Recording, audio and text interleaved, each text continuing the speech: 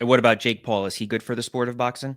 I think he's great because he does stuff like this. Like Jake Paul and I and his team didn't see eye to eye on this Tyson fight. I had several unpleasant text exchanges with his people over the last 6 months because I did every interview I did.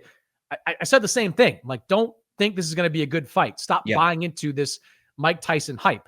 But overall, I think Jake has been great for the sport because he's coming in and with HBO and Showtime when they were there, now with DAZN, like they have certain slots, right? They have fight dates, 15 per year or whatever that number may be. Jake Paul's not taking any of those slots. He's doing independent pay-per-views that, wouldn't exist unless he was ultimately fighting on them. On top of that, he is putting real fighters on the undercard and getting real fighters exposure and getting real fighters paid. I mean, Amanda Serrano has made millions during her couple of years working with Jake Paul after toiling in obscurity prior to that.